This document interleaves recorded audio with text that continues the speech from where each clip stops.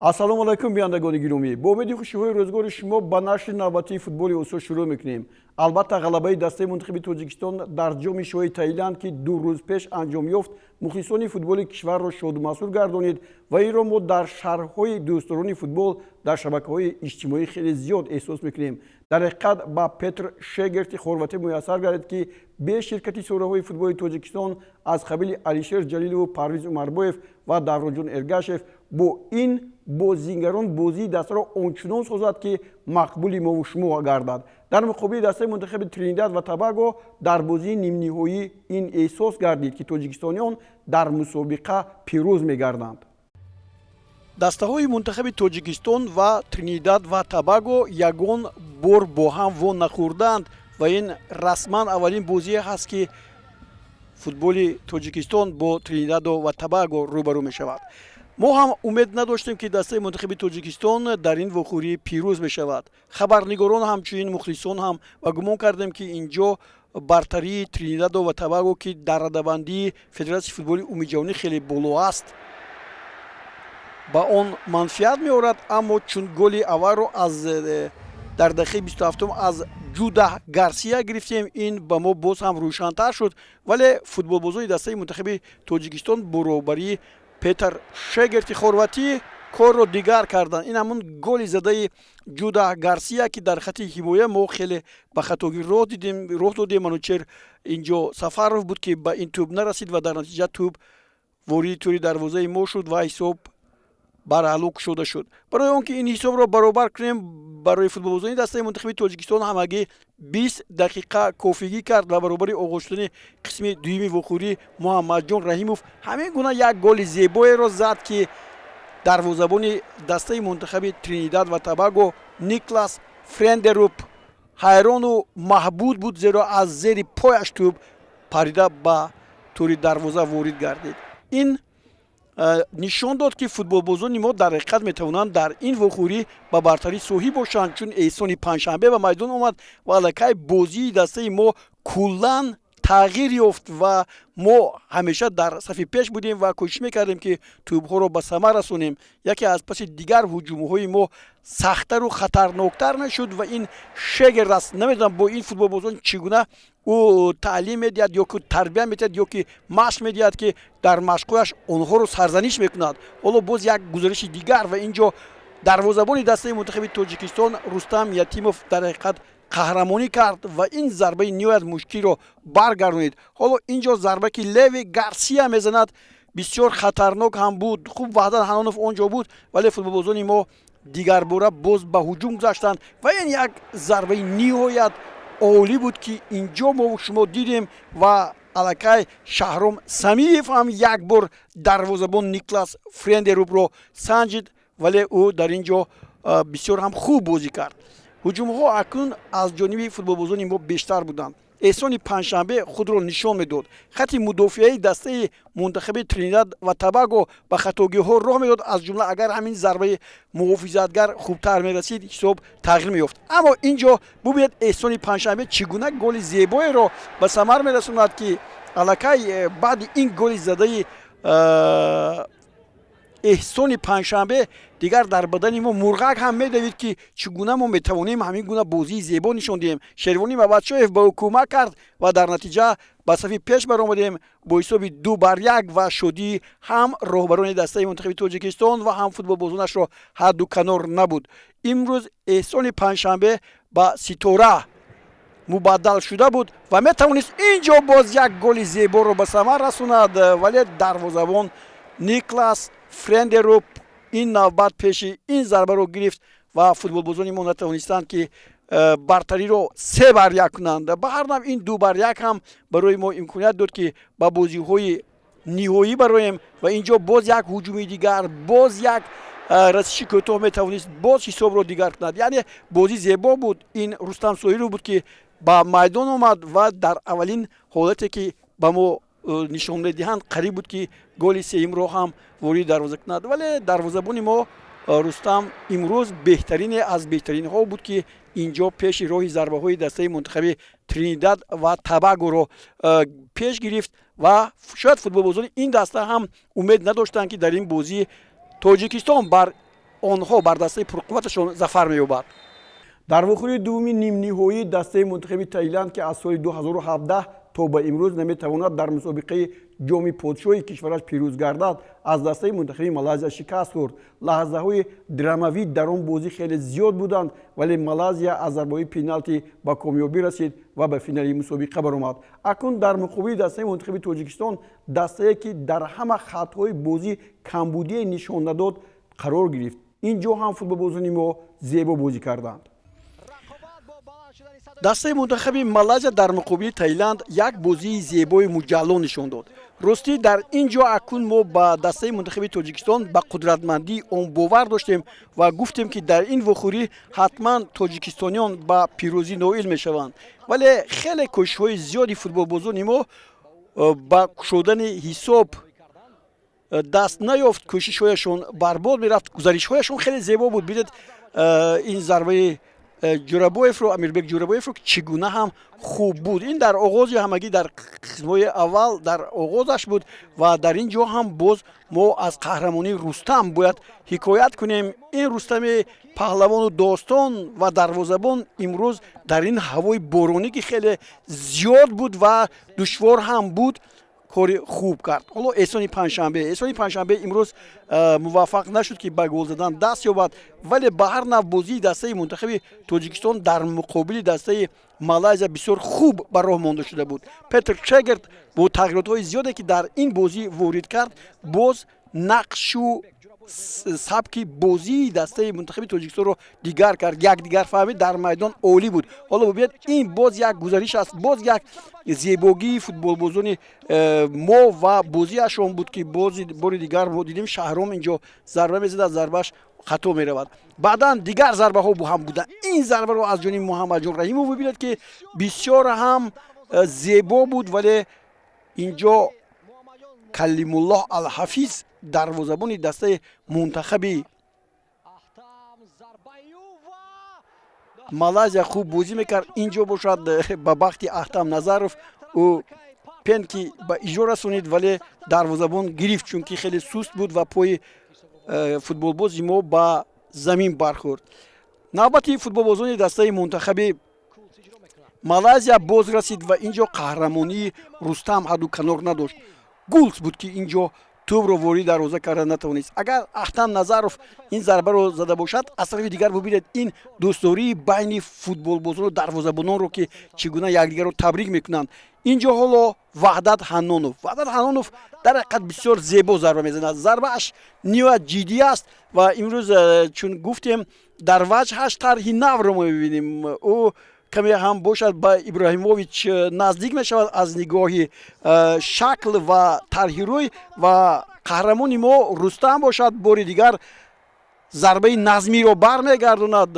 ин дигар зарбае ки мо инҷо мезанем зарбаи ниҳоят олӣ ҳаст ва инро Комрон Турсунов ба самар расонид. Комрон дар рафти бозӣ ҳам ду имконияти голзанӣ дошт, вале инҷо баъдан Сафавӣ ба майдон меояд ва аз тарси он ки боз Рустам тӯбро барнагардонад, ба ҳаво мезанад ва тӯб ба тири дарвоза бармехӯрад. ин зарбаи Рустам Соируф аст. бозингари ҷавони мо, бозингари умедбахши мо ва ғалабаи дастаи мунтахаби Тоҷикистон дар маҷмӯъ дар ҷоми шоҳи Таиланд ба вуҷуд меояд. ин 48-умин бозиҳо ҳаст ки номи худро футболбозони дастаи мунтахаби Тоҷикистон ба омори ин мусобиқа навиштанд. аз соли 2017 Таиланд наметавонад ки унвонро ба даст орад ва соҳиби ҷом мешавем. Тоҷикистон офарин.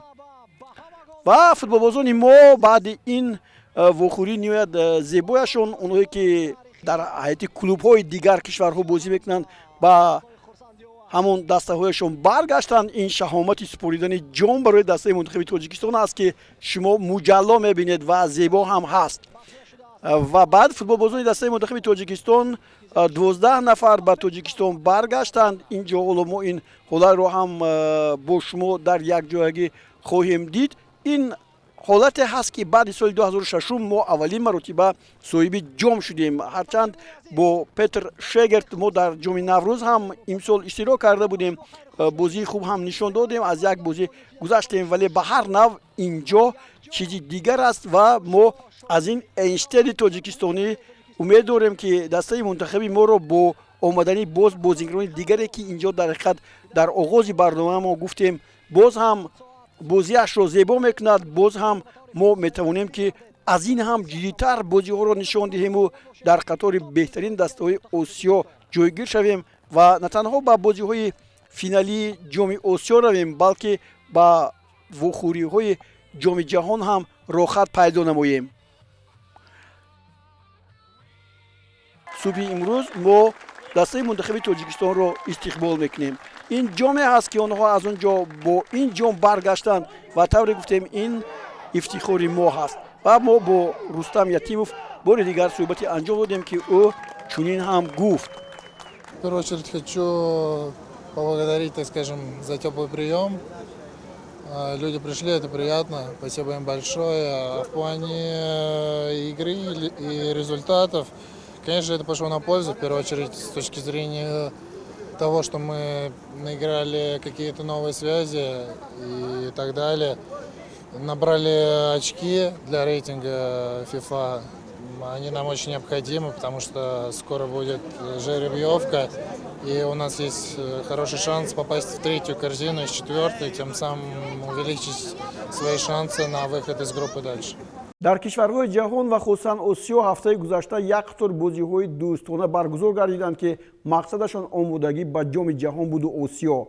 دسته منتخب همسایه کشور ما ازبکستان در بازی اولش بر دسته منتخب کامرون با نتیجه 2-0 غلبه کرده در بازی که شام دیروز برگزار گردید با کوستاریکا وارد رقابت شد. دسته منتخب ازبکستان برای پرقوت کردن هیئت خود همه بازیگرانش را خیلی خوب میسنجد. بعد غلبه بر دسته منتخب کامرون که چند روز پیش صورت گرفت، امروز فوتبالبازان دسته منتخب ازبکستان باز یک بار دیگر نشان دادند که آنها تیاریشان با بازی‌های جام آسیا خیلی خوب است. هرچند کوستاریکا در این وخوری برتری داشت و آنها بار اول با هم رقابت می‌کردند. این یک گزارش خیلی زیبای الدور شومرودوف است. همروبکوف پسی اولی داد. اینجا حالا ببینید که چگونه این حالت صورت میگیرد. همروبکوف یک پسی اولی و با دروازه‌بان 1-1 برآمد و کروز اینجا دروازه‌بان هم میتوانست که پیش روی این ضربه رو بگیرد، اما نه، حساب شده شد 1-0 دقیقه 25 و دسته منتخب ازبکستان همین گونه باز فشارهای دیگری خود را زیاد کرد. باز یک حالت دیگر برای گلزنی، باز یک امکانیت عالی برای الدور شومرودوف و طور ما و شما اینجا میبینیم الدور شومرودوف کاپیتان دسته با دشواری روبرو می شود و دروازه‌بان کروز این نوبت بهتر بود. حالا با ما باز شومرودوف رو نشون میدهند و فوتبالبازان دسته منتخب کوستاریکا نیویت با خود آمدند و در دقیقه دومی وقتی علاوه شده حساب رو برابر کردند. این هرناندز است که چنین ضربه رو با گل انجام داد و این دقیقه 94 است کندال والتون پس از اینکه زمورا این توپ رو با او هوا داد توانست که گل پیروزی آور رو به دروازه دسته منتخب ازبکستان زند. حالا بار دیگر ببینید، بله دروازه‌بان یوسوپوف اینجا خفا موند از این ضربه و گرفته هم نمیتوانید چون که پروازش خیلی دیر بود و فکر میکنم که سریچکو کاتان سرمربی دسته منتخب ازبکستان در این باره فکر خواهد کرد. کوستاریکا از آخرین دسته های است که بعد غلبه کردن بر زلندای نو با بازی‌های فینالی چمپیونات جهان رخصت گرفته است. طور پای بردید ما بیشتر توجهمون با دسته‌های منتخب آسیای مرکزی است و در این هفته که سپری گردید دسته منتخب ایران دسته منتخب اوروگوای رو با لوئیس سوارز مبتلای شکست کرده با حساب 2-0 دستبالو گردید. در وخوری شام دیروز شیرون فورس با منتخب سنگال قوا آزمودند و حالا با دیدن لحظه‌های جالب این وخوری می‌رویم. دسته‌های منتخب سنگال و ایران در ورزشگاه BCFZ آرنای شهر وین استریا بازی خود را دایر کردند و پیش از این در سال 2009 یک بازی دوستانه انجام داده بودند که آن هم با حساب 1-1 خاتمه یافته بود. این اول باشد فوتبالبازان دسته منتخب ایران خیلی وضعیت خوب را در اولین دقیقه ها بتوانستند به ثمر رسانند. اما محمد حسین قنعانی بود که یک ضربه نهایت خوبش از بالای دروازه به دیگر طرف گذاشت. در این بازی همه بازیگران بهترین هر دو دسته جمع آمده بودند. سادیو مانه در این دسته بود، مهدی طارمی هم اینجا بود از دسته منتخب ایران و قریب بود که فوتبالبازی دسته منتخب سنگال در یک لحظه قریب با ضربه اسماعیل سر توپ رو وارد توی دروازه کردند، اما محافظتگران اینجا برتر بودند و همین طور هم شد که در همین دقیقه که حالا ما و شما ببینیم این دقیقه 55 است با یک خط دفاعی دسته منتخب ایران، حالا ببینید این مرتضی پور علی گنجی است و تو وارد توی دروازه میشد. 1-0 سنگال به صفحه پیش بر اومد، ولی فوتبالبازان دسته منتخب ایران هم امکانیت یافتن یک فرصتی زیبا است و این سردار آزمون است که در دقیقه 64 حساب رو برابر میکند. دسته منتخب ایران بسیار هم تیاری پخته میبیند، هم به جام جهان هم بازی‌های جام آسیا که سال آینده برگزار میگردند و این دسته رو کارلوس کیرش از نو رهبری میکند و این بازی بین این دسته هم باز با نتیجه 1-1 خاتمه یافت و این گل زیبایی که حالا زده شد بار دیگر تکرارا نشان داده می شود و ما و شما از آن لذت خواهیم برد. گزارش خیلی زیبا و اینجا آزمون رو کسی پیش رو اش رو نگرفت و ضربه سری او بسیار هم سزاوار وارد توی دروازه گردید. دسته منتخب قرقیزستان که از یک گروه با تاجیکستان و بازی‌های نهایی جام آسیا رو خواهد گرفت، وخوری تجربوی خود را با دسته منتخب روسیه گذرانید. این در تاریخ 12 بار اول است. روسیه که وارد شدن خود را با کنفدراسیون فوتبال آسیا پیش نظر می‌آورد، می‌تواند با حضورش در این وخوری‌های آسیا شکوه و شهامت را افزاید. این وخوری تاریخی با شرکت مخلصان زیاد برگزار گردید و فوتبالبازان دسته منتخب قرقیزستان که اصلا برای ما مهمتر هستند، زیرا در چمپیونات آسیا شاید باز با هم وخوریم خیلی در قسم اول خوب بازی کردند. اون هجوم هایی که آنها کردند برای دروازه دسته منتخب روسیه بسیار هم خطرناک بود. این ضربه که حالا ما می‌بینیم باز ماتوی سافونوف دروازه‌بان دسته منتخب روسیه به اون رسیده نتوانست. ولی کیچین این کاپیتان دسته منتخب قرقیزستان هست که اصلا در گل و ارسال‌های توپ‌هایش بسیار مهم بود و در نتیجه فوتبالبازان دسته منتخب قرقیزستان در دقیقه 24 حساب رو باز کردند و علیمردان شکوروف مؤلف این گل گردید. موسی بیکوف بسیار هم پاس خوب داد و هیچ کس گمان هم نداشت که در مقابل دسته روسیه که بعد سالهای طولانی بار اول با هم قوم می‌آزمایند قرقیزستان بازی زیبا نشان می‌دهد. این تنها طوری من با شما گفتم قسم اول وخوری بود و اینجا فوتبالبازان دسته منتخب قرقیزستان در حقیقت درخشیدند، اما در دقیقه 30 یک خطای آنها در خط مدافع با آن آورد که داور ضربه پنالتی تعیین کرد. حالا اینجا الکساندر سابولف و ضربه او را دروازه‌بان دسته منتخب قرقیزستان ارجان توکوتایف برگردانیده نمیتواند. حساب برابر شد. اگر این بازی با همین حسابی برابری انجام یافت به نفع هر دو دسته بود، چون که مخلصان هم برای هر دو دسته کفکوبی میکردند برای بازی زیبایشان، ولی دقیقه 89 برای فوتبالبازان دسته منتخب قرقیزستان بسیار هم خطرناک آمد و فوتبالبازان دسته منتخب روسیه یک هجوم دیگری خود را تشکیل کردند و توانستند که با پیروزی نائل شوند. حالا این لحظه ها نزدیک میشود و دقیقه 89 بود. این حالا دقیقه پیشتری هست که اینجا ارجان توکوتایف خوب بازی میکند. در قسم دوم سرمربی دسته روسیه والری کارپین همه بازیگران رو عوض کرد بغیر از دروازه‌بان دسته و اینجا 10